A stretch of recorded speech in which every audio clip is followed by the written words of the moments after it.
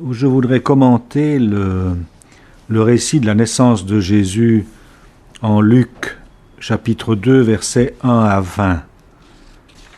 Je commencerai par citer deux exégètes. L'un d'entre eux, deux exégètes connus, mais dont je ne dirai pas le nom, l'un d'entre eux écrit que pour l'annonce globale du récit lucanien, le motif des bergers a de toute façon une signification secondaire. C'est-à-dire que on annonce la naissance de Jésus et à partir du verset 8, tout d'un coup, voilà des bergers qui débarquent et alors, qu'est-ce qu'ils viennent faire là? On ne sait pas trop. En tout cas, ça n'est plus la même chose. Un autre exégète dit, au verset 8, commence un épisode qui, du point de vue de l'histoire des genres littéraires, se distingue du reste du chapitre. C'est une annonciation et non une nativité, une histoire de berger et non de Jésus. Deux histoires différentes, autrement dit. Et pour ce même exégète, le recensement est inutile au récit, parce que le récit commence par le recensement. Je lis le début, il advint en ces jours-là que sortit un édit de César Auguste de recenser tout l'univers. Ce premier recensement advint sous le gouverneur Quirinius, et ils partaient tous pour être recensés chacun dans sa propre ville, etc. Et alors, qu'est-ce que vient faire cette histoire de recensement? Pourquoi est-ce que Luc commence par cette affaire-là? Ça ne fait pas de sens, véritablement. Alors, bien, première difficulté. Un autre exégète se pose des questions sur le fait que le récit de la naissance de Jésus est scandé, marqué par une sorte de refrain. Au verset 7, quand on dit qu'elle a eu son enfant, elle le langea et le coucha dans une mangeoire. Et puis ensuite, quand les anges annoncent aux bergers la nouvelle, et ils leur disent voici, et ceci sera pour vous un signe, un nouveau-né langé est déposé dans une mangeoire. Encore une fois, la mangeoire. Et finalement, quand Luc raconte la suite de l'histoire, il dit qu'ils trouvèrent Joseph et Marie et le nouveau-né déposé dans la mangeoire. Alors, qu'est-ce que c'est que cette histoire de mangeoire? Pourquoi une telle insistance sur ce détail, finalement? Et alors cet exégète se dit, ça doit avoir un sens, c'est pas possible. Surtout si c'est un signe, et ceci vous servira de signe. Alors, ça doit avoir un signe, c'est fait pour avoir une signification. Et alors, voilà, c'est un petit peu le problème de ce texte qu'on pourrait intituler une histoire de berger. Une histoire de berger. Alors, dans nos civilisations modernes, techniciennes et plus du tout paysannes, on ne sait plus trop ce que c'est qu'un berger. Ça n'a plus. Quand on parle de berger, on pense à ces hommes qui gardent les moutons dans la montagne, au maximum, parce qu'on les a vus à la télé. Mais on n'a plus l'imaginaire biblique, le berger qui conduit son troupeau, qui en prend soin, qui l'emmène, comme dit le psaume, qui l'emmène sur les verts pâturages pour lui donner à manger, pour qu'il puisse se nourrir. Et puis alors, le berger, c'est la métaphore du roi.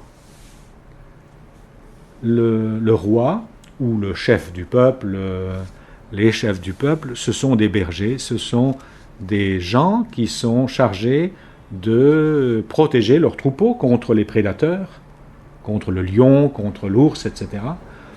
Et ils ont comme devoir justement, comme je le disais, de guider leurs troupeaux pour les conduire là où il y a de la nourriture, pour qu'ils puissent se nourrir. Et le mauvais berger, selon les Écritures, selon la Bible, les mauvais bergers, les mauvais gouvernants, ce sont ceux qui, au lieu de nourrir leurs troupeaux, et de les défendre contre les prédateurs, les mauvais bergers, ce sont ceux qui mangent leurs brebis, qui, au lieu de leur donner à manger, les mangent, leur prennent la laine et prennent leur chair, donc les tuent pour pouvoir les manger. Alors ça, c'est les mauvais bergers. Voilà, par exemple, ce que dit Ézéchiel. « Fils d'homme, prophétise contre les pasteurs d'Israël. » Prophétise. Les pasteurs d'Israël, c'est les gouvernants, évidemment. « Tu leur diras, pasteurs, ainsi parle le Seigneur Dieu. Malheur aux pasteurs d'Israël qui se paissent eux-mêmes. Les pasteurs ne doivent-ils pas paître le troupeau? Vous vous êtes nourris de lait, vous vous êtes vêtus de laine, vous avez sacrifié les brebis les plus grasses, mais vous n'avez pas fait paître le troupeau. » Voilà. On a pris le lait, la laine et la viande. Ça, c'est une chose importante de se rappeler un peu ce que c'est qu'un pasteur dans la mentalité biblique.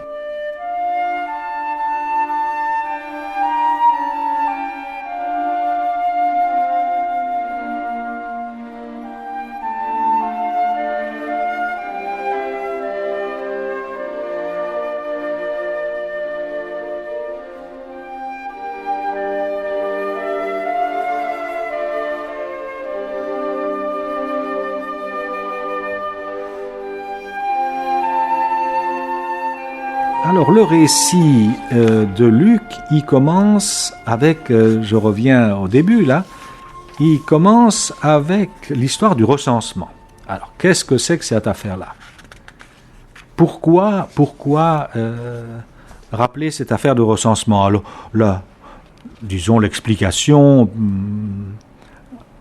banale, c'est de dire, ben oui, mais il fallait bien qu'il y ait une affaire comme le recensement pour que Joseph, qui était originaire, dont la famille est originaire de Bethléem, descende de Nazareth en Galilée jusqu'à Bethléem, parce qu'il fallait qu'il retourne dans son village d'origine pour le recensement.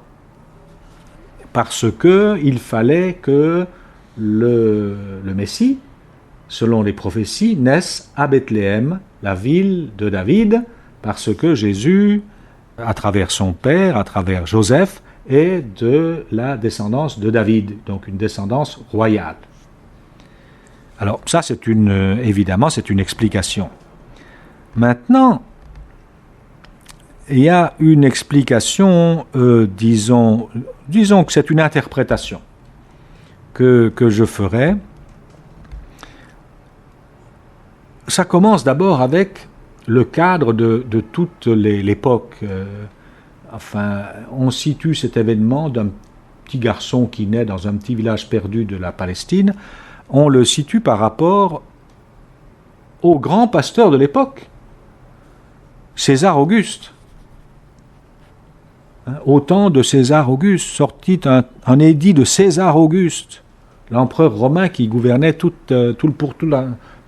l'empire romain jusqu'en Orient. Et puis sous le gouverneur de Syrie, Quirinius, donc son représentant dans la région. Alors ça, c'est la présentation des pasteurs de tout l'Empire, du grand, du César, et puis de son représentant en Syrie, dans la région où est né Jésus.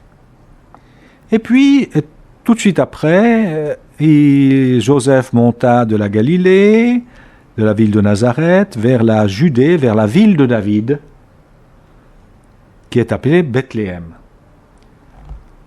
Alors, David, et répète le nom de David 3 fois dans l'histoire, dans le récit de la naissance de Jésus. Alors, pour quelqu'un qui connaît l'histoire, comme on disait autrefois, l'histoire sainte, l'histoire de la Bible, David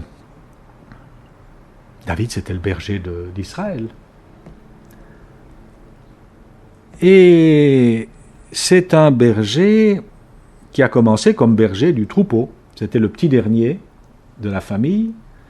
Et quand Samuel est monté à Bethléem parce que le Seigneur lui avait dit, tu vas chez Jessé, et là tu trouveras celui que j'ai choisi pour être le Messie, le roi, le berger d'Israël. Alors il monte là, il va trouver Jessé et il lui dit, ben voilà, fais-moi voir un peu tes garçons. Alors il fait défiler le premier, grand bel homme, et puis le Seigneur dit non, c'est pas lui. Alors le deuxième, c'est pas lui non plus. Et le troisième, et le quatrième, et le cinquième, et le sixième. Et puis finalement, Samuel dit, mais c'est tout, il n'y en a pas d'autres? Alors il dit, oui, il y a le petit dernier qui est en train de garder les vaches, pas les vaches, les moutons. Il dit, ben alors on ne se mettra pas à table avant qu'il soit venu. Ah bon? Alors on va le chercher, et puis c'est lui, le petit dernier. Le petit dernier qui gardait les troupeaux et qui défendait, et c'est comme ça qu'il est présenté dans la Bible, comme celui qui défendait le troupeau contre les prédateurs, contre les ours, contre le lion. Hein? Alors c'est ça, David. Or, ce roi David qui a commencé de bonne manière, comme un vrai pasteur, qui s'occupait bien de ses brebis, à la fin de sa vie, il a fait une bêtise. Il en a fait plusieurs. Mais il en a fait une qui n'a pas plu au Seigneur. Il a voulu faire un recensement. Alors ça c'est pas bien, parce que c'est raconté au chapitre 24 du 2e livre de Samuel, à la fin du 2e livre de Samuel. Parce que faire un recensement, ça veut dire compter les brebis, pour pouvoir lever l'impôt, et que personne ne puisse échapper à l'impôt, et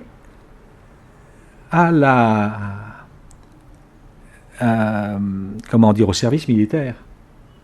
Une fois qu'on connaît tout son peuple, alors on peut faire lever une armée en faisant combattre tous les jeunes gens du peuple. C'est-à-dire que c'est le mauvais berger dont je parlais tout à l'heure, c'est-à-dire le berger qui, au lieu de prendre soin de son troupeau, l'exploite en levant l'impôt, et l'exploite en prenant les meilleurs jeunes gens, les plus forts, pour aller faire la guerre. Et alors le Seigneur, ça ne lui a pas plu, et il lui dit, voilà, je te donne le choix entre trois châtiments, alors tu choisis. Alors, bien, David préfère la peste, parce qu'il dit, je préfère tomber sous la main du Seigneur que sous la main de mes ennemis. Parce qu'au moins, avec le Seigneur, on peut toujours compter sur sa miséricorde. Et alors, qu'est-ce qu'il dit quand David voit l'ange qui frappait le peuple avec la peste? Il dit au Seigneur, c'est moi qui ai péché, c'est moi qui ai commis le mal, mais ceux-là, c'est le troupeau. Qu'ont-ils fait? Que ta main s'apesantisse donc sur moi et sur ma famille. Donc le troupeau, il emploie le langage de l'époque. Le troupeau, les brebis, ne sont pas coupables. Donc on a là au point de départ une allusion au péché de David et donc à cette forme de gouvernement qui est un gouvernement d'exploitation.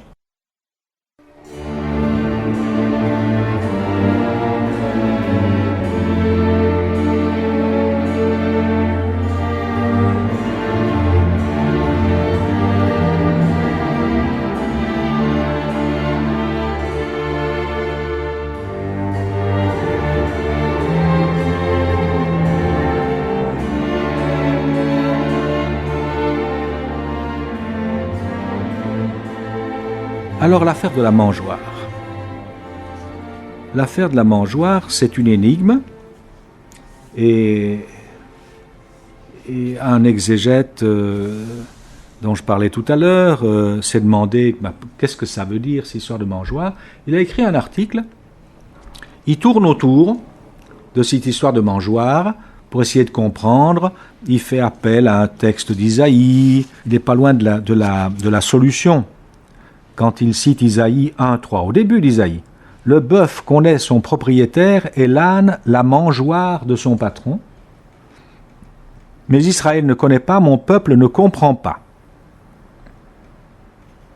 Alors il écrit, cet exégète, Fusco, « Tandis que l'animal reconnaît sa mangeoire et son propriétaire, auquel est liée sa subsistance, Israël est stupide et aveuglé au point de ne pas comprendre que c'est le Seigneur qui le nourrit et qu'il lui doit confiance et gratitude. » Et alors, en fait, la solution, et c'est comme dans la lettre volée d'Edgar Poe,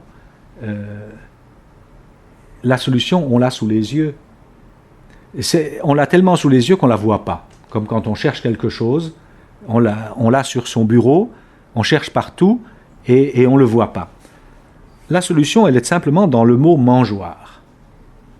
En français, on dit aussi la crèche. Alors, pour les gens d'aujourd'hui, la crèche, c'est l'endroit où on dépose les enfants, les petits-enfants le matin avant d'aller au travail. Hein. Ou bien c'est cette chose qu'on prépare pour Noël avec les petits santons dedans, les bergers, les Marie, puis l'enfant Jésus, tout ça. Pour un paysan, d'autrefois, la crèche, c'est la mangeoire. C'est la mangeoire. Alors, qu'est-ce qu'il y a dans le mot mangeoire ? Il y a le mot manger, il y a le verbe manger.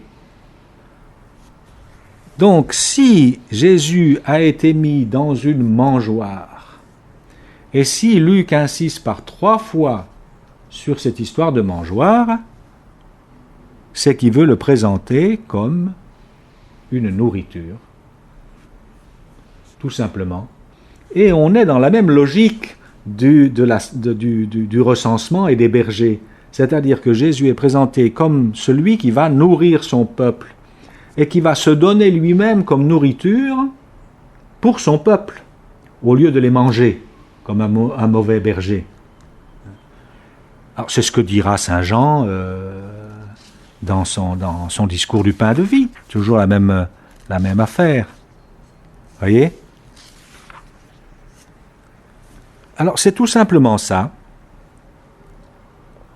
C'est tout simplement ça que Jésus est présenté comme celui qui va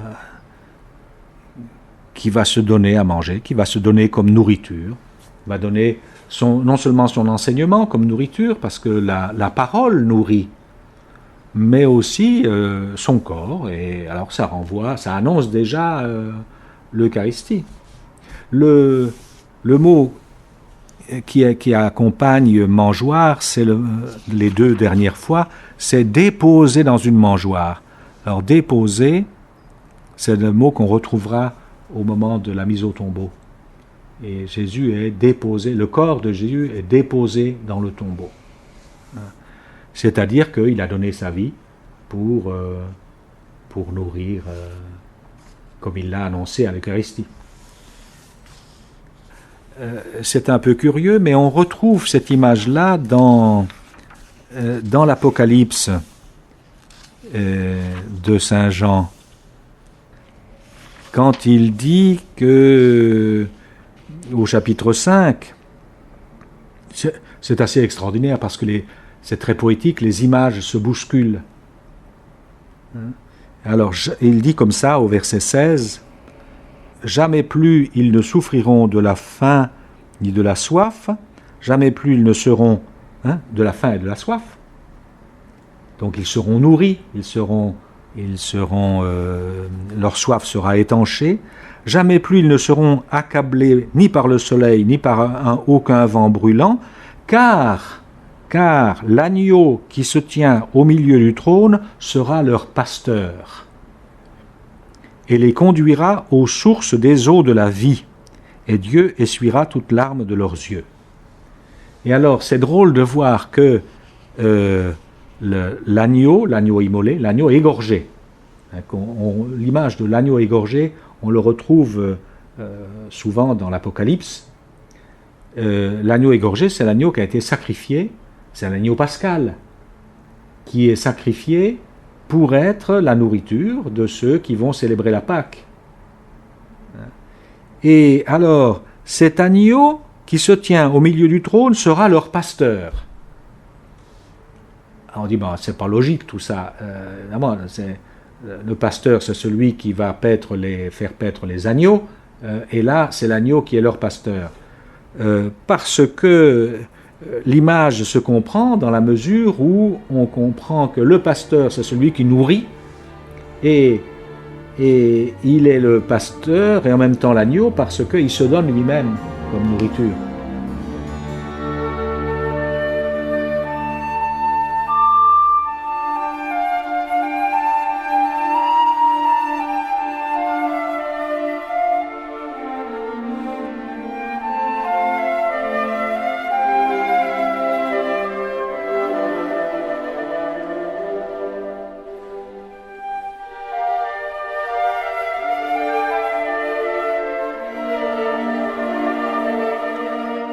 Et alors, il y a donc la figure d'Auguste, César Auguste, comme pasteur de l'univers, de Quirinius, son représentant en Syrie. Il y a le souvenir du pasteur David, et puis le fils de David, le descendant de David, qui est Jésus, qui est présenté comme l'agneau pasteur qui sauve son peuple. Mais il n'y a pas seulement ces personnages-là qui sont présentés comme pasteurs.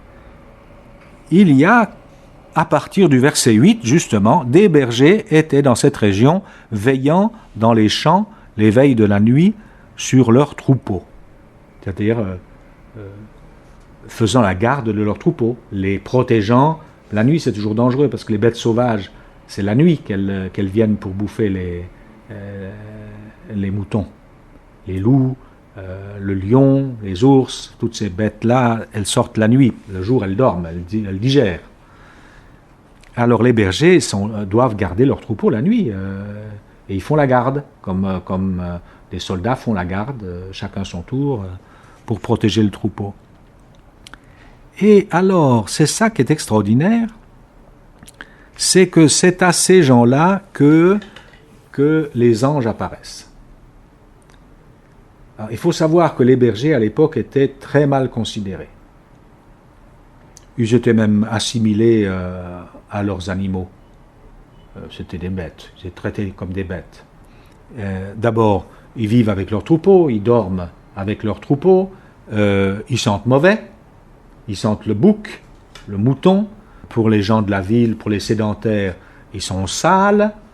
Et puis, c'est des menteurs, c'est des voleurs. Ils se volent les choses, c'est des nomades, donc ils vont voler les poules, un peu comme les nomades en Europe. Au Canada, vous n'en avez pas des nomades, mais en Europe, il y a des nomades. Quand les nomades arrivent, les Roms arrivent dans un village où les gens ont peur. Les gens ont peur parce que ils vont voler. C'est la tradition, les nomades volent toujours les sédentaires. Les sédentaires sont riches, ils ont des poules, ils ont des tas de choses, ils ont des champs qu'ils cultivent, ils ont des réserves de blé, etc. Et les nomades viennent là pour faire des razzias. Voilà. Alors on peut pas faire confiance à ces gens-là. Et du reste, leur témoignage ne vaut pas. C'est-à-dire que dans un tribunal, les bergers ne pouvaient pas témoigner. Parce qu'on ne peut pas recevoir le témoignage de ces gens-là. Donc c'est vraiment les derniers des derniers. Les derniers de la société. Or, c'est à ces gens-là que l'ange du Seigneur apparaît pour leur annoncer la bonne nouvelle. L'ange du Seigneur n'apparaît pas à César Auguste, ni à Quirinius, ni à personne d'autre, même pas à Joseph et Marie, mais aux bergers. Alors ça, il y a de quoi être un petit peu étonné quand même. Et puis, non seulement un ange qui vient, Au verset 9, un ange du Seigneur se tint devant eux, et la gloire du Seigneur brilla autour d'eux. Ne craignez pas, voici que j'annonce pour vous une joie grande, laquelle sera pour tout le peuple, de tout le peuple, parce que est né pour vous, aujourd'hui, c'est une traduction très littérale, parce que est né pour vous, aujourd'hui, un sauveur qui est Christ Seigneur dans la ville de David, et cela pour vous sera un signe, vous trouverez un nourrisson langé et déposé dans une mangeoire. 3 fois pour vous. C'est-à-dire la bonne nouvelle, elle est pour les bergers, pour ces gens méprisés, rejetés par la société, dont on a peur et qu'on met de côté, vraiment. Alors, non seulement vient cet ange, mais après ça, au verset 13, après tout ce discours-là de l'ange, et aussitôt advint avec l'ange une plénitude de l'armée céleste, louant Dieu et disant gloire dans les hauteurs à Dieu, et sur la terre paix aux hommes de sa bienveillance. Le Gloria. Et c'est les bergers qui l'entendent. Alors c'est quand même très étonnant. Très étonnant que cette annonce ne soit pas faite aux grands de ce monde, aux bergers de l'univers, mais aux derniers des bergers, voilà, pas recommandables. Alors les bergers ils y vont. Et ça, le verset 15 dit ceci, et il advint que comme les anges s'en allaient vers le ciel, les bergers se disaient entre eux. C'est-à-dire qu'à partir du verset 15, c'est la 3e partie du récit, les bergers remplacent les anges. Ça, c'est assez extraordinaire quand même. C'est-à-dire que ce sont eux qui vont aller raconter, qui vont faire le métier des anges. Les anges, c'est des annonciateurs. Le mot ange, ça veut dire annonciateur, messager. Eh bien, les anges du ciel sont remplacés par les bergers dont on parlait tout à l'heure, c'est-à-dire ces gens tout à fait méprisés. Et ce sont eux qui vont faire connaître, les mots sont les mêmes, vont faire connaître ce que les anges avaient fait connaître. Donc les bergers sont les premiers apôtres, pour ainsi dire, de la bonne nouvelle, pas pour ainsi dire, sont les premiers apôtres qui vont annoncer ça. Et alors c'est drôle parce que ils vont le dire à qui? Ils disent ceci: allons donc vers Bethléem et voyons ce fait advenu que le Seigneur nous a fait connaître. Et le verset 16 dit: et ils allèrent en se hâtant, c'est-à-dire en courant, et trouvèrent Marie et Joseph et le nouveau-né déposés dans la mangeoire. Ayant vu, ils firent connaître le fait qui avait été dit à eux sur cet enfant. Et tous ceux qui entendirent furent étonnés de ce qui avait été dit par les bergers. Et parmi ceux qui entendent ça, il y a Joseph et Marie. C'est-à-dire Marie n'a su, et Joseph, n'ont su ce qui s'était passé, ce que les anges avaient dit, que par le témoignage des bergers. Puis après, ça continue. Bon, alors Marie retenait tous ces faits, méditant dans son cœur. Ça veut dire qu'elle ne comprend pas grand-chose, mais elle mémorise, elle garde ça, elle garde mémoire pour y réfléchir. Et qu'est-ce que font les bergers à la fin, tout à la fin du texte? Et les bergers s'en retournèrent, glorifiant et louant Dieu pour tout ce qu'ils avaient entendu et vu, selon ce qui leur avait été dit. C'est-à-dire que les mêmes verbes, glorifier et louer Dieu, sont repris des anges. Les anges glorifient et louent Dieu, et maintenant, c'est les bergers qui le font. C'est-à-dire que ce sont devenus des anges dans le sens précis de la parole, c'est-à-dire des gens qui annoncent la bonne nouvelle. Voilà.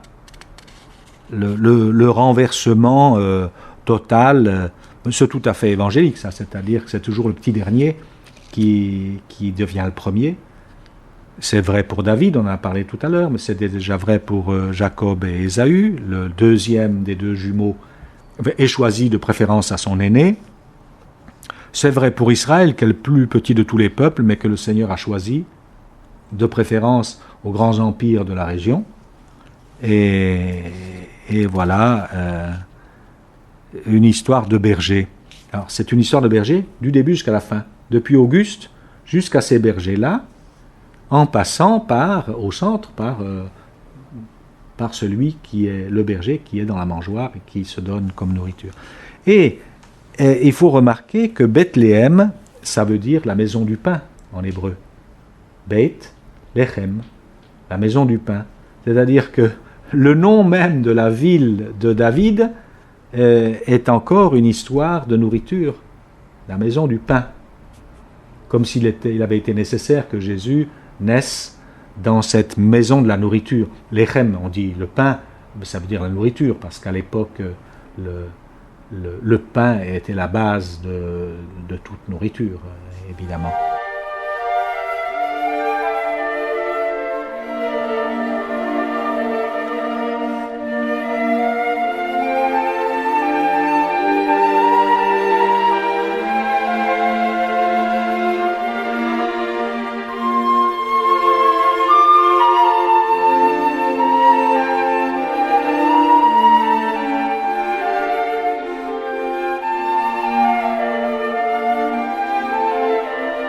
Voilà l'histoire des bergers. Une histoire qui est très symbolique parce que c'est le mode de raisonner de la Bible. Et le mode de raisonner de la Bible, c'est une façon de poser des énigmes, de donner des petits signaux au lecteur, mais pour que ce soit lui qui trouve la solution. Et qu'il y mette du temps. Je disais là, au verset 19, « Et Marie retenait tous ces faits, ou toutes ces paroles, les méditant dans son cœur. » Alors ça, c'est le modèle de celui qui lit l'Écriture. Je disais à l'instant que Marie, comme il est dit ailleurs, elle n'a pas dû comprendre grand-chose de ce qui lui arrivait. Mais elle fait confiance et elle retient les choses et elle les médite, elle y réfléchit pour petit à petit comprendre. Alors c'est le modèle de l'exégète, c'est-à-dire de tous ceux qui lisent la Bible. Il faut du temps pour déchiffrer les énigmes. Alors si on ne comprend pas tout de suite, c'est pas grave. À condition qu'on n'abandonne pas, qu'on ne laisse pas tomber, mais qu'on garde ça dans son cœur, qu'on y revienne, et puis en sachant qu'un beau jour, il nous sera donné de comprendre. Voilà. Mais il faut du temps. Il faut du temps. Moi, j'ai mis des années avant de découvrir ça. Je ne sais plus comment ça m'est venu un beau jour. Simplement et c'est tout bête, hein, c'est quand j'ai réfléchi simplement au mot mangeoire. Voilà. Alors à ce moment-là, tout est logique, tout se tient. Parce que la mangeoire te renvoie aux bergers qui doivent donner à manger à leurs troupeaux, au lieu de les manger eux-mêmes. Et à Jésus qui se donne comme nourriture pour donner la vie à son peuple. C'est tout à fait cohérent. Et alors il ne faut pas dire que d'abord il y a l'histoire de la naissance de Jésus, et après c'est une histoire de berger qui n'a pas grand-chose à voir, et l'affaire du recensement, on aurait très bien pu s'en passer, dit un exégète, n'est-ce pas? Alors, mais pas du tout. Pas du tout. Pas du tout. Le recensement est inutile, je cite cet exégète, le recensement est inutile au récit qui pourrait commencer au verset 6. Mais c'est absolument essentiel au récit, l'affaire du recensement. Si on se rappelle le recensement de David, évidemment.